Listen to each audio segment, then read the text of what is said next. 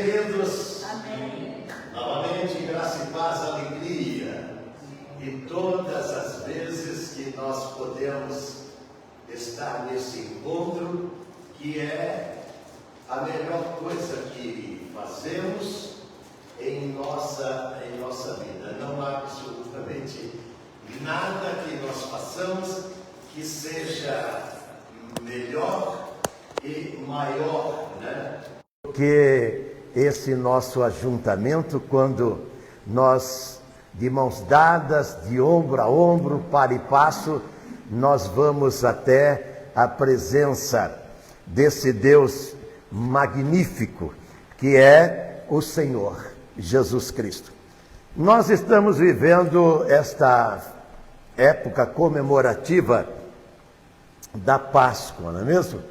Até tive o privilégio de comer não muito, mas um pedacinho do chocolate, desse famigerado ovo da Páscoa, que evidentemente não tem nada a ver com o que nós vamos tratar aqui. Isso nada mais é do que uma expertise de homens de negócio, de pessoas do comércio, daqueles que eles vão aproveitar toda a oportunidade para o enriquecimento, lícito ou ilícito, não vou entrar nesta área. Então, por ser, esta época, nós vamos tratar, deste assunto que, para nós cristãos, ele é tão maior, tão grande, tão volumoso do que o próprio Natal. O que nós vamos tratar, ele suplanta. Para mim, não há maior cerimônia do que esta cerimônia. O Natal é auspicioso também, mas o Natal é a sua vinda, que se não fosse consumada com a sua morte, de nada adiantaria. E ele foi tentado, e muitas vezes tentado, a não progredir, a não prosseguir, e não ir, como ele mesmo diz em João, lá no capítulo 13 do Evangelho de João, está escrito no verso 1. E aqueles, agora eu diga eu, aqueles que ele amou até o fim. Você percebeu? Por isso que eu me vanglorio muito deste nascimento, chamado aqui nesse livro, que é a Bíblia, a palavra de Deus, de novo nascimento, que evidentemente eu insisto, para que você, se ainda não o tem, o novo nascimento, que é inclusive desconhecido para essas bilhões de pessoas que estão na Terra. Elas não entendem que Jesus falou: se você não nascer de novo. E as pessoas não entendem, e aquela pessoa que Jesus falou para ela, que ela deveria nascer de novo, ela falou, embora era uma pessoa sábia, há 2000 anos atrás: como pode acontecer isso? Eu vou voltar para o ventre da minha mãe? Mas Jesus estava falando desse nascimento, onde você de fato abandona, larga, você se transforma através do Espírito de Deus em uma nova criatura, para você fazer parte desse cast, desta família e deste rol que é uma bem-aventurança sem fim. E para tratar desse assunto, nós vamos para o episódio acontecido há 2000 anos atrás. Está no livro de Lucas, no capítulo de número 24. Lucas, capítulo de número 24. Que diz da seguinte maneira: no primeiro dia da semana, domingo, no primeiro dia da semana, domingo, era alta madrugada, ainda estava escuro. Foram elas, mulheres, sempre mulheres, sabe como Deus gosta de usar as mulheres? Foram elas ao túmulo, levando os perfumes, os aromas que haviam preparado. E encontraram a pedra removida do sepulcro.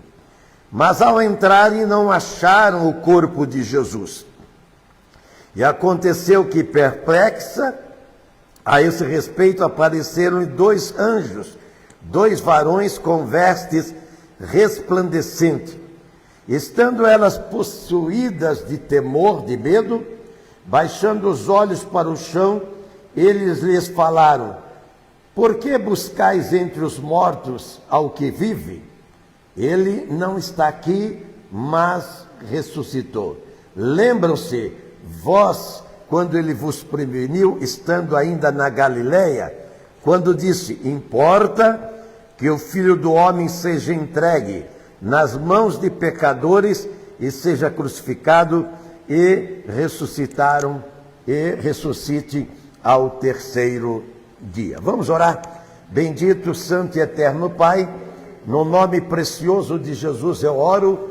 Quando lemos esta porção significativa, expressiva, que trata, Senhor, exatamente do que está acontecendo no planeta Terra, que instituiu nas religiões, ó Pai, ser este o dia para ser comemorado. Não importa, Senhor, o calendário para nós, o que importa são os fatos acontecidos, e nós lemos este fato. Então, inspira-nos nesta noite, Senhor, e dada a tua porção e graça, para que possamos transmitir, Senhor, a verdadeira paz que eu te peço, em nome de Jesus.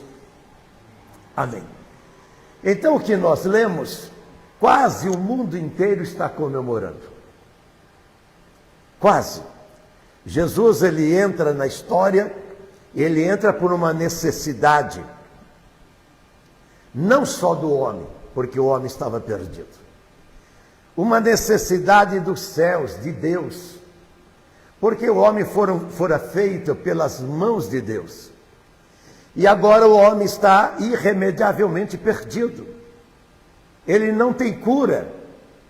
É triste quando eu já fui em muitos leitos, já visitei hospitais, onde as pessoas como a minha mãe, a minha própria mãe, estava em estado terminal. Orei por ela, 5 minutos depois, o médico ali do Beneficência Portuguesa veio até nós e falou: ela acabou de entrar em óbito.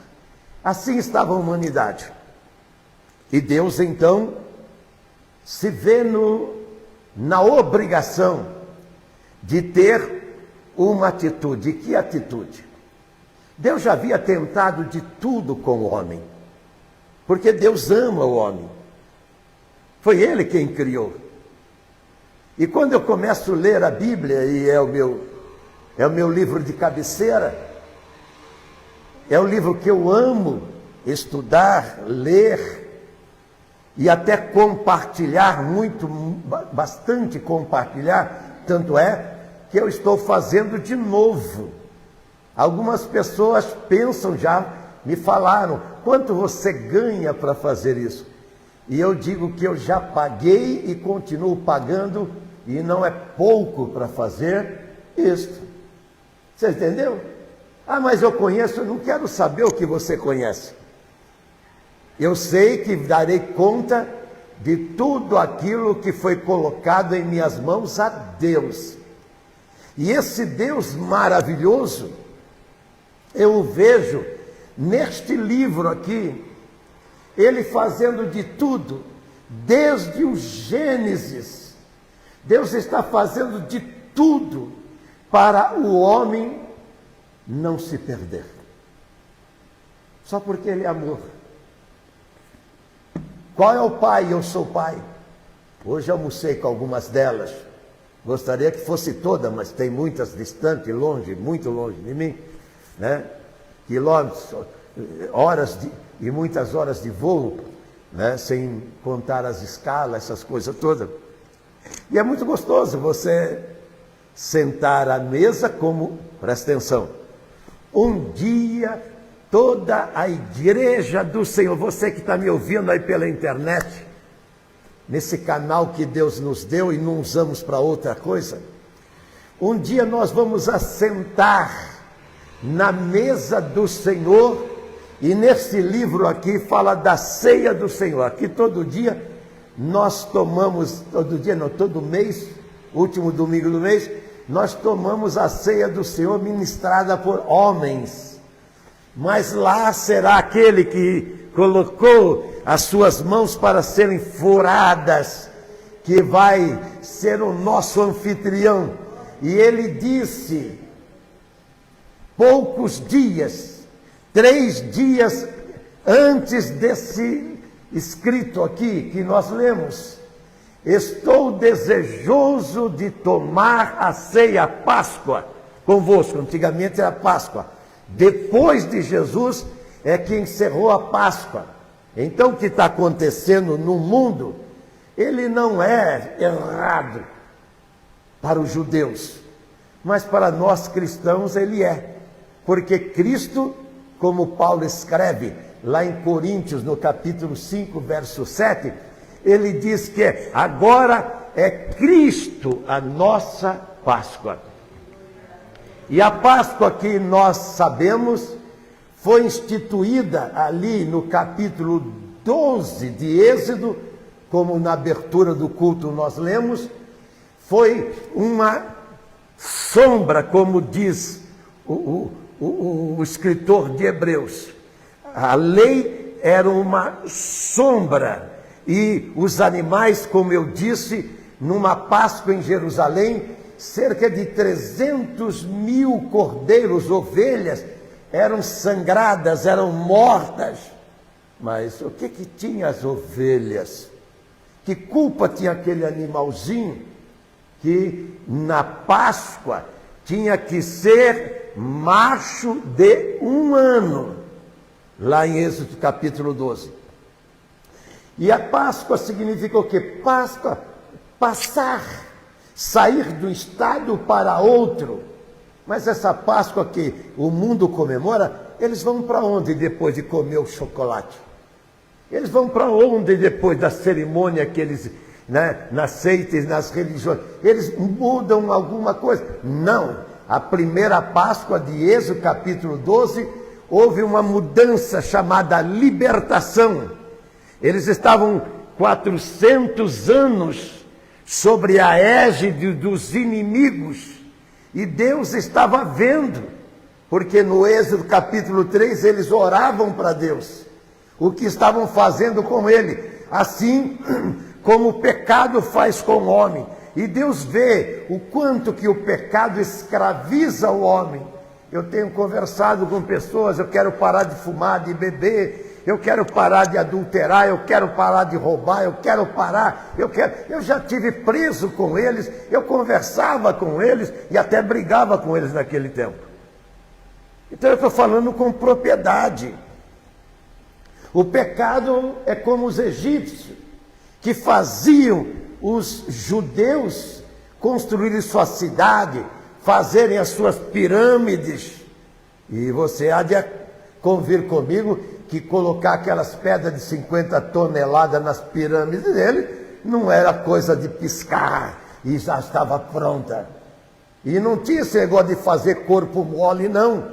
Porque o próprio Moisés, quando ele viu que um egípcio machucava um dos seus parentes, um dos seus conterrâneos, um dos seus irmãos judeus, ele foi lá e matou o egípcio.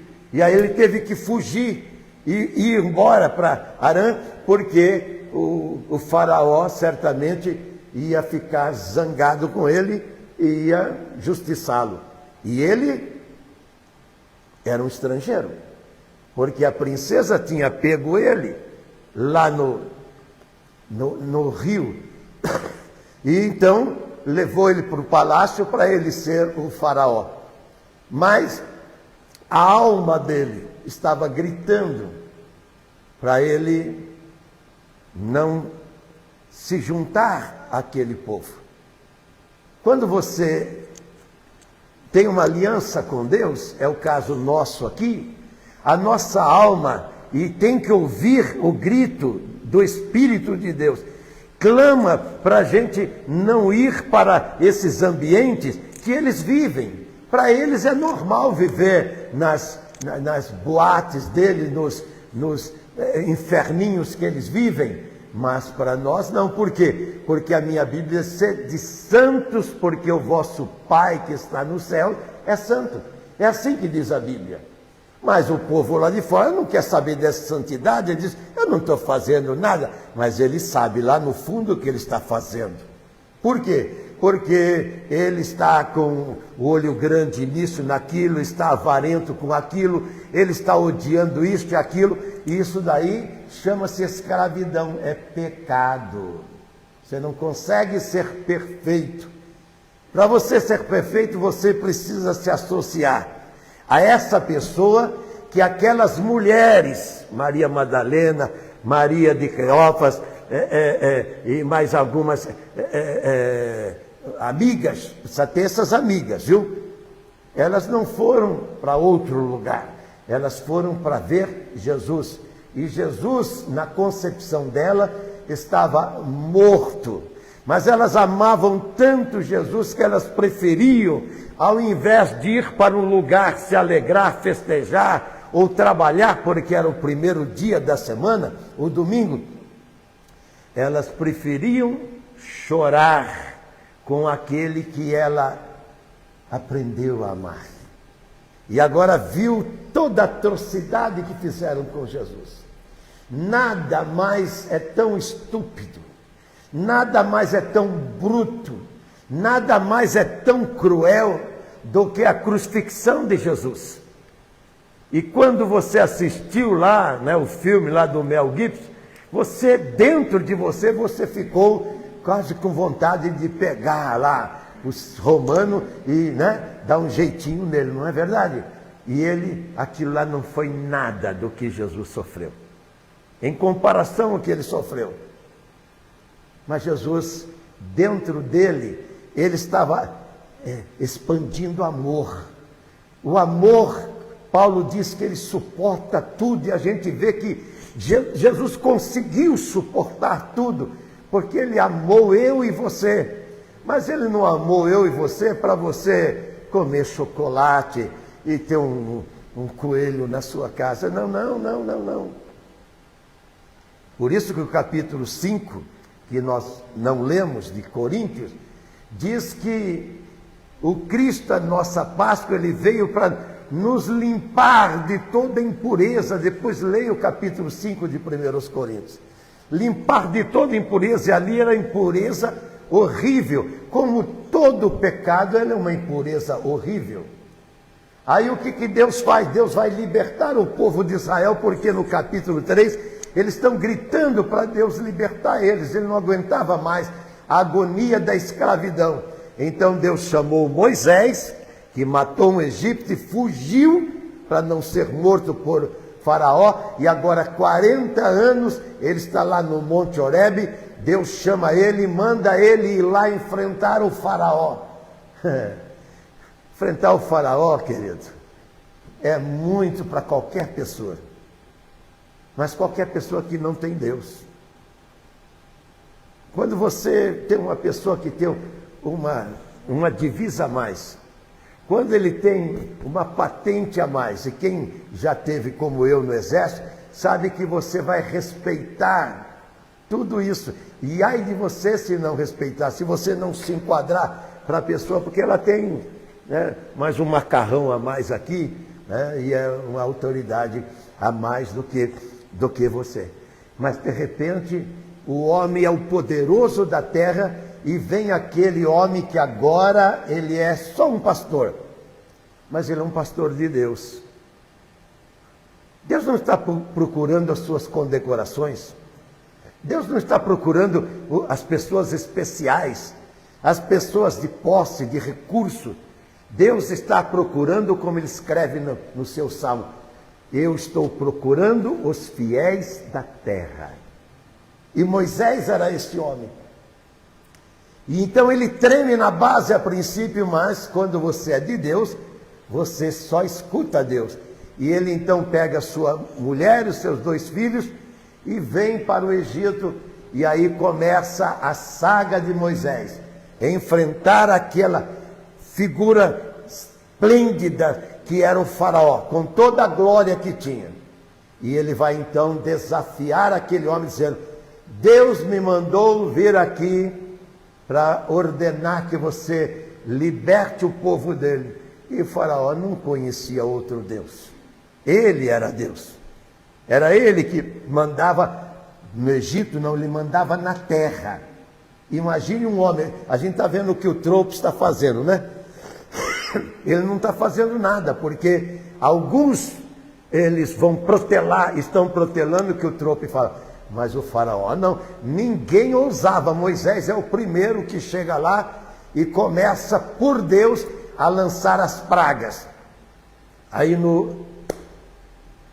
na 10ª praga, Deus vai estabelecer a Páscoa, que é o quê? Libertação.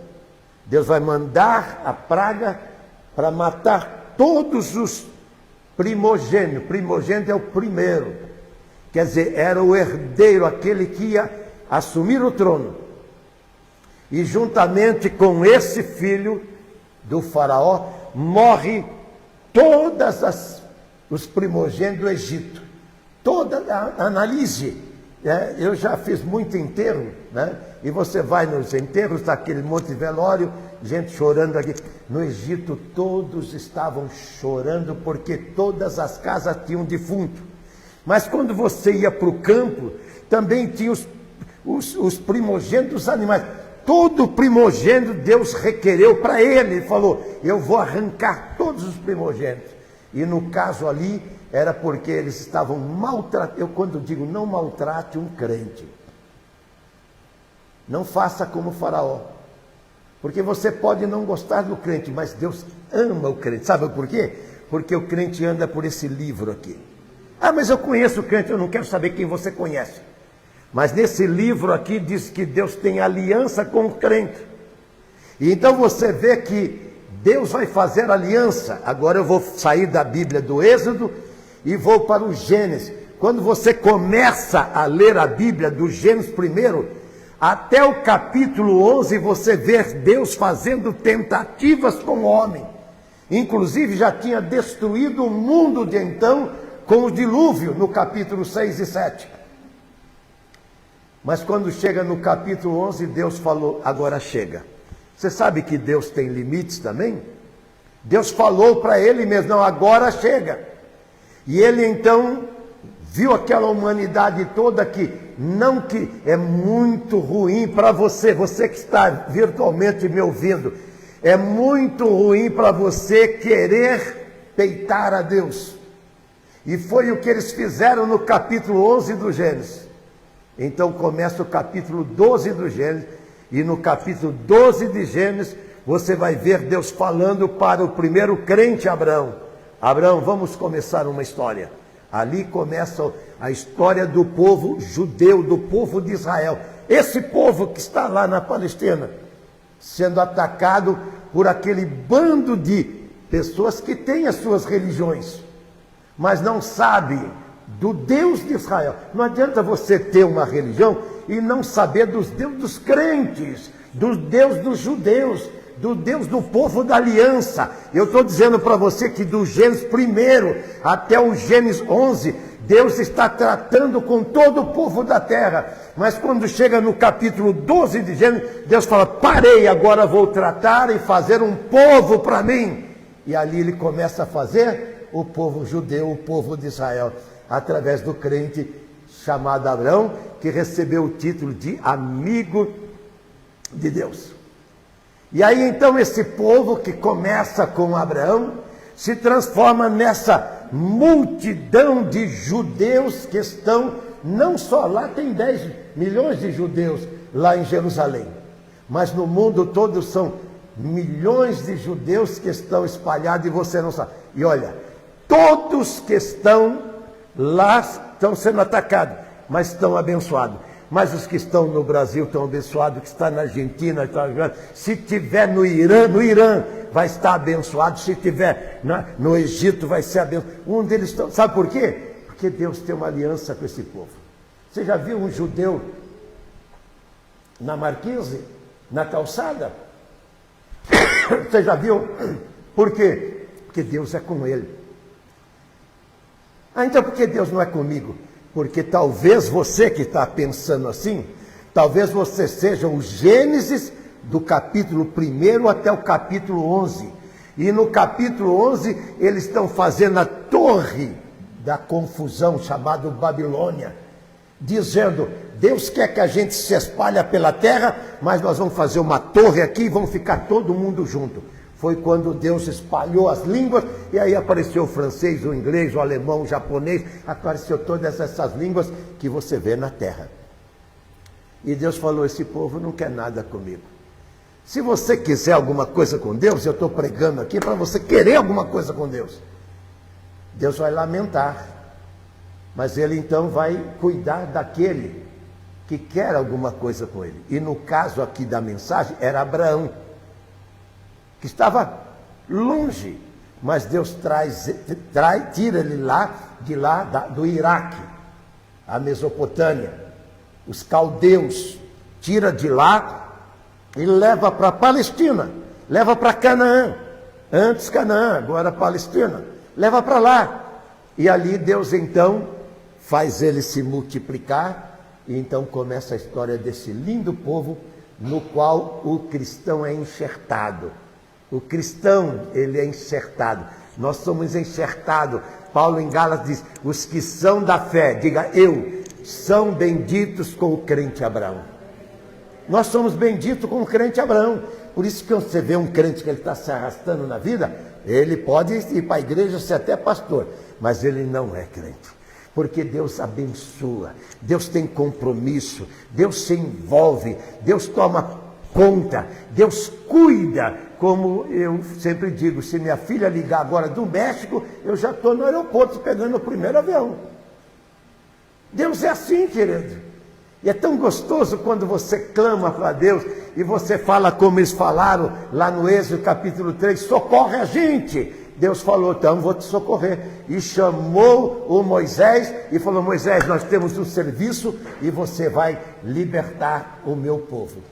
Aí chega no capítulo 12 que nós lemos na abertura.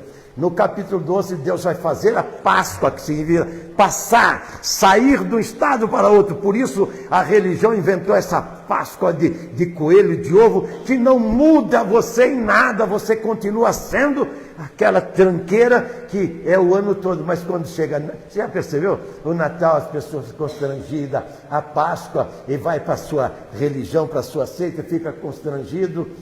Eu assisto todos os documentários. Aí eu falo, o que vai mudar? Se o Cristo, como Paulo escreve em Coríntios 5,7, não for a sua Páscoa, não. Jesus, no capítulo 12, no verso 32 do livro de João, ele vai dizer assim, eu quando for levantado. O que ele está dizendo levantado? Quer dizer, eu quando for crucificado, eu quando for traído, eu quando for por esses homens que eu amo tanto, enganado, eu vou atrair todos a mim. E eu pensava hoje, eu falei, como que um homem que nasceu na Galileia e não tem nada relevante que Cristo fez na sua infância e na sua adolescência, até os seus 30 anos. Nada relevante. O mais relevante que tem está no capítulo 2 do livro de Lucas, que ele então vai para ser apresentado no templo, e depois com 12 anos ele conversava com os gênios, os cabeças, os líderes, e eles ficavam impressionados com o conhecimento que Jesus tinha. Só tem esses dois relatos. Então aquele menino que nada fez de especial e ficou como diz o capítulo 2 de Lucas, diz: e eles foram para Nazaré, para a Galileia, e lá ele ficou submisso a seus pais, e crescia em conhecimento e graça, e também em estatura. Jesus teve uma vida como qualquer outras pessoas.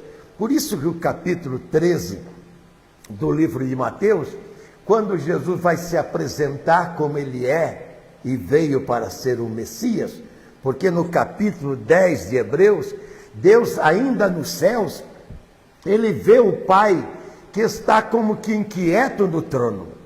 Por quê? Porque o Pai tinha feito tudo com o homem. Já tinha, como eu disse, do capítulo 1 até o 11, usado tudo o poder, arma e ferramenta que ele tinha, mas o homem não queria nada com ele. Então ele fez o povo de Israel.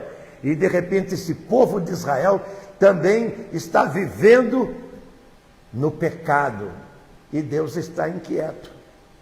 Por isso que Isaías, no capítulo 15, Deus vai dizer ali com o profeta: o que mais poderia eu fazer à minha vinha? Vinha quer dizer Israel. Porque o horticultor, ele vê que a vinha não está produzindo, ele vai lá, ele enxerta, ele rega, ele cobre aquela, né, das intempéries, porque ele planta a vinha para produzir. Nós somos como a vinha do Senhor, nós fomos plantados neste mundo para produzir. João, quando estava aqui, ele diz para nós produzirmos frutos que saltem para a vida eterna. Mas o que estamos produzindo? Deus está no seu trono inquieto, e o Filho, lá no capítulo, eu vou ler esse texto para vocês.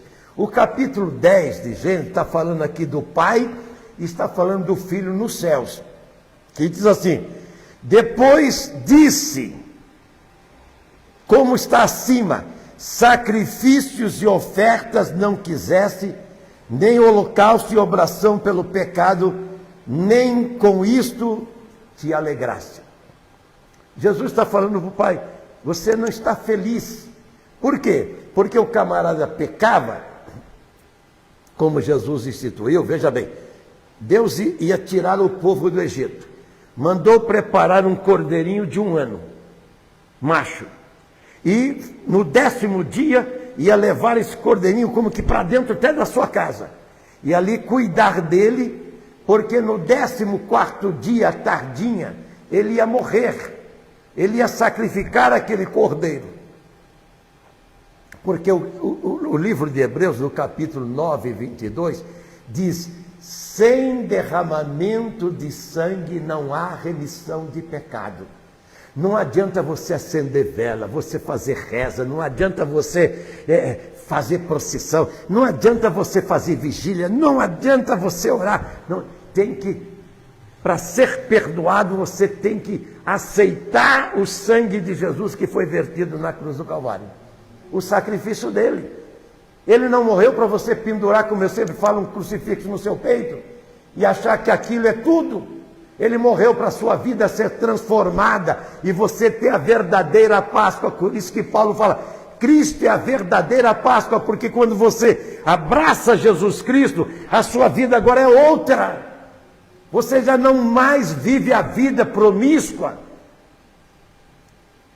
E a gente pode até dizer indecente que vive o homem na terra sem Deus. Então diz assim: sacrifícios e oferta, Jesus falando, você não aceita, você não se agrada mais, né? Não te deleita. As coisas que se oferecem segundo a lei. Antigamente, até Jesus,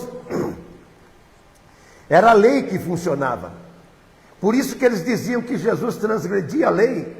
Mas Jesus, quando vem, ele fala: está aqui quem é maior do que a lei, está aqui quem é maior que Salomão, está aqui quem é maior que Jonas, está lá no capítulo 12 de Mateus, está aqui quem é maior do que o sábado. Pronto, eles ficavam desesperados, porque eles idolatravam os escritos de Moisés, que foi dado por Deus, mas foi dado por Deus por um período.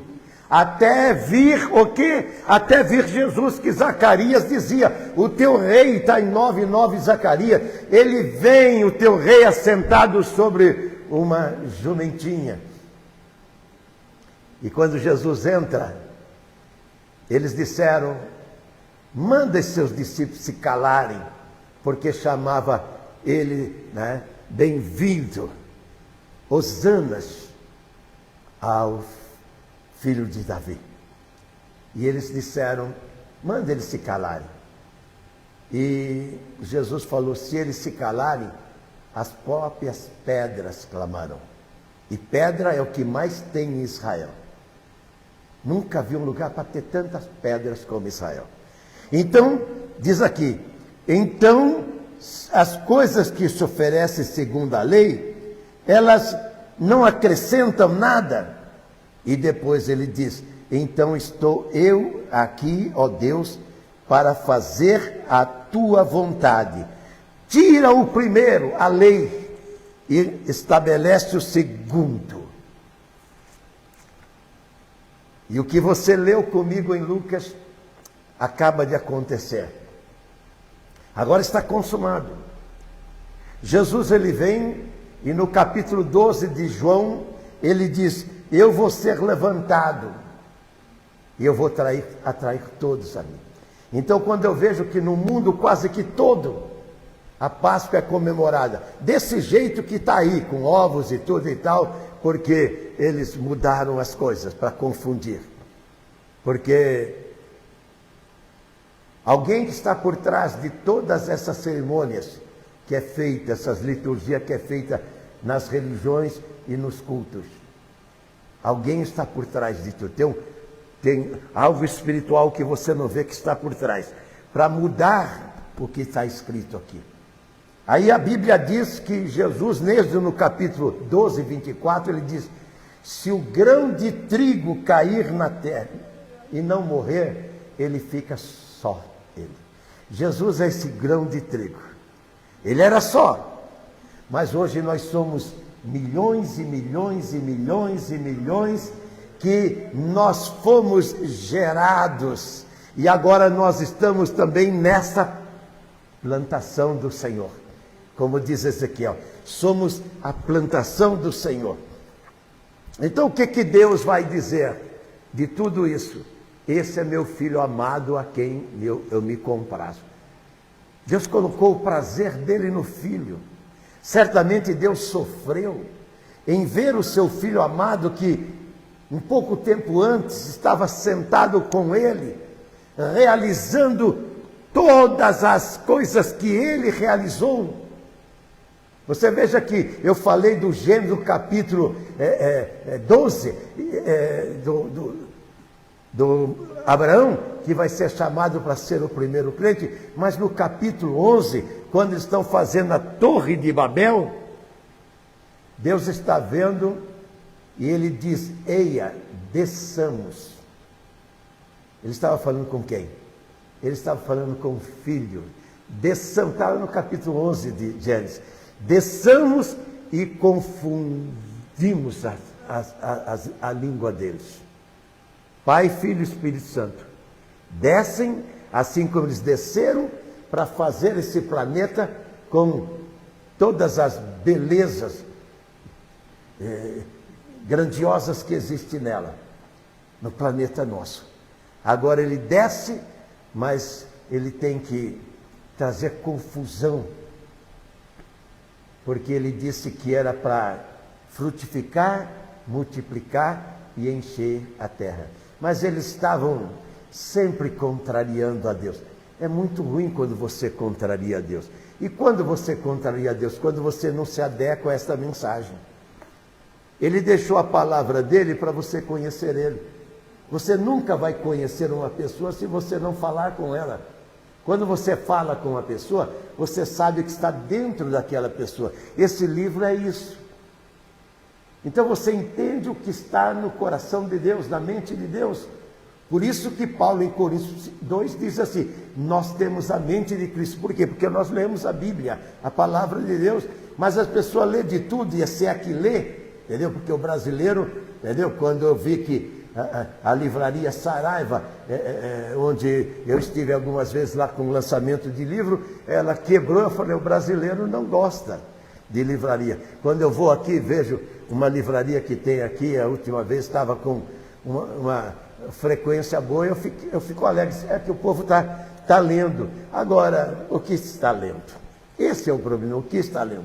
Jesus falou, eu quero atrair a mim, ele disse, no capítulo 12. Jesus não morreu para outra coisa a não ser para atrair você.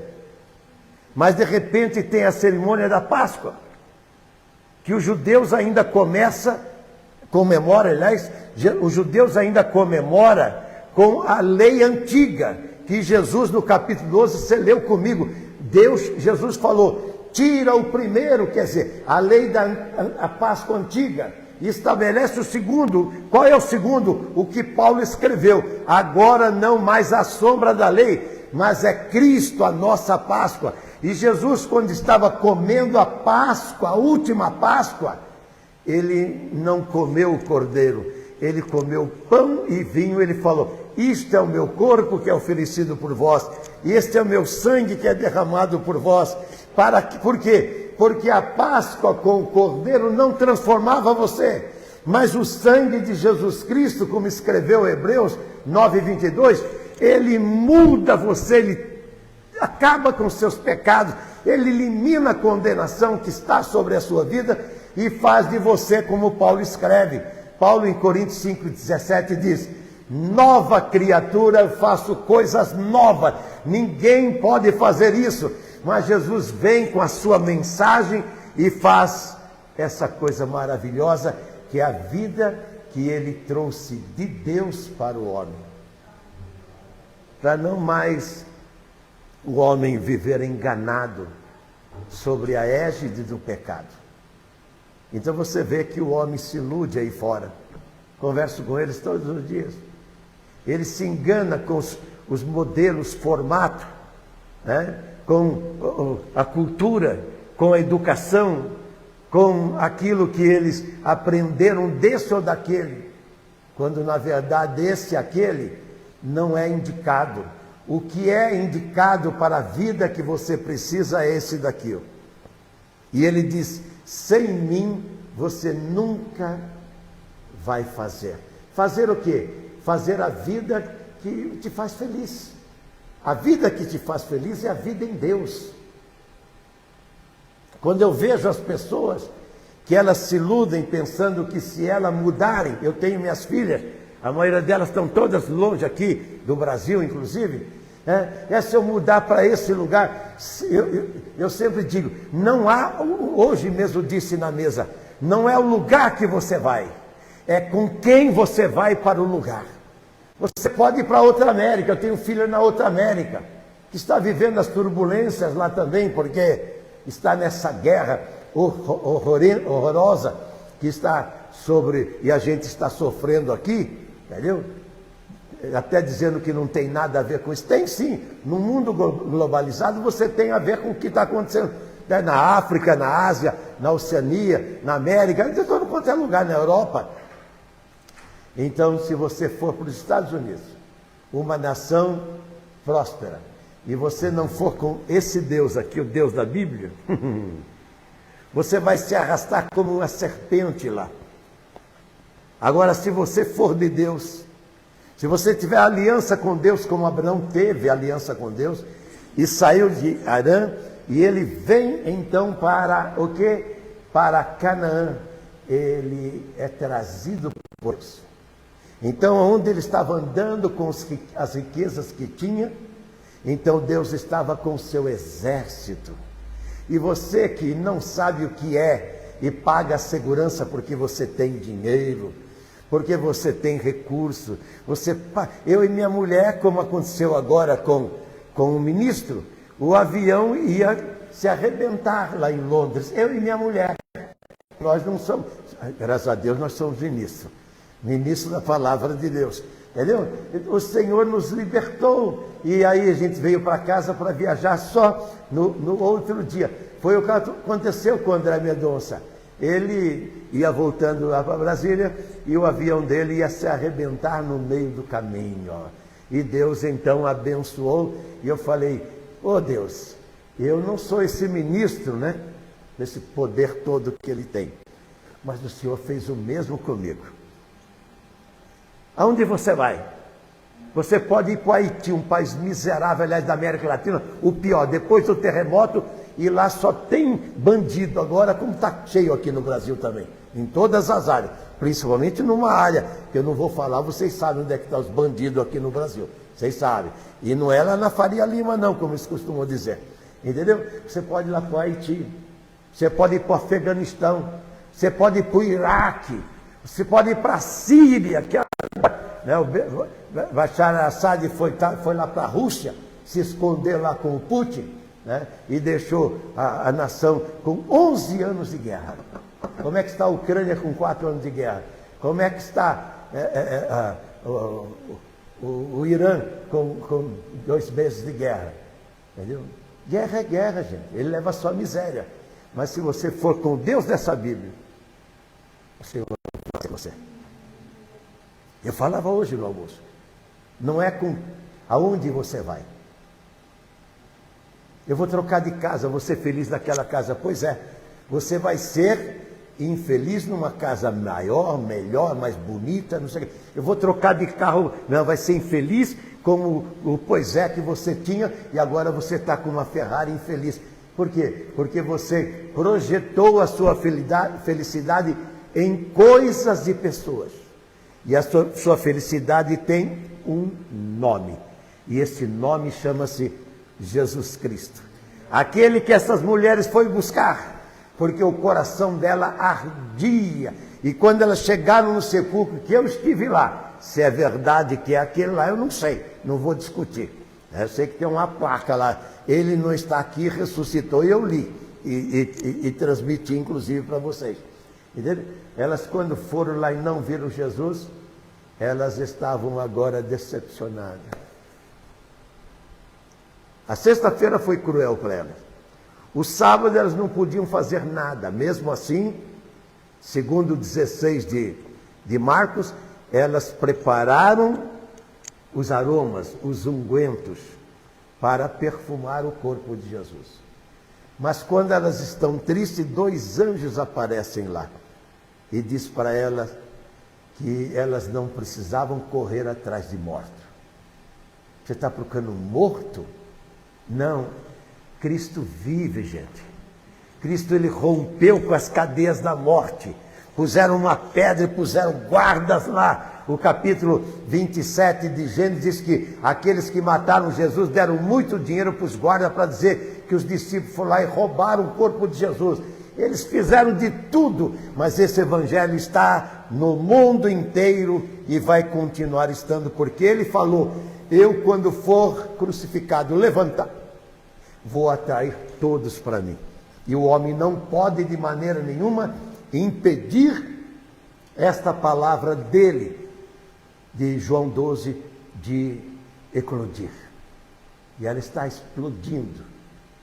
Mesmo com essa Páscoa de coelho e de chocolate, está eclodindo o maior evento da terra, que foi o quê? A morte e a crucifixão de Jesus por amor a mim e a você.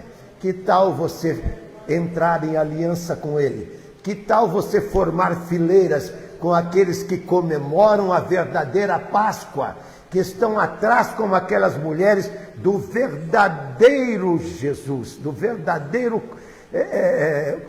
como se diz, Cordeiro Pascal.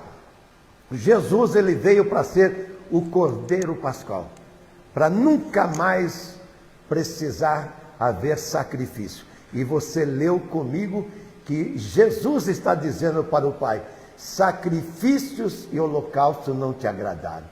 As pessoas fazem a pessoa carregar a cruz, a pessoa faz fazer novena, as pessoas faz fazer corrente. Uma coisa só precisa, como diz a palavra de Deus, você ouvir a palavra de Deus, você crer no seu coração e você confessar com a sua boca, e você hoje, agora com essa mensagem, você dizer: Senhor, eu sou miserável pecador, e eu não quero perecer, eu quero ir morar com o Senhor na glória, porque o Senhor morreu e ressuscitou para que eu não perecesse eternamente. Que tal fazer isso agora? Então ficamos em pé e oramos. Bendito, eterno e poderoso Pai, nesse nome sublime que é o nome de Jesus eu oro. Quando a tua palavra foi ministrada, eu oro, Senhor, suplicando a tua graça sobre os presentes que estão, Senhor, distante de nós virtualmente, aqueles que ouvirão à medida que essa mensagem ela ficar, Senhor Jesus, exposta. Eu clamo, Senhor, para que o teu Espírito envolva estas vidas, para que elas não continuem festejando essa Páscoa social, comercial, mas elas saibam que o Senhor gritou: Cristo, eu sou a vossa Páscoa. Em nome de Jesus, muda o coração e a consciência para a tua glória. Amém.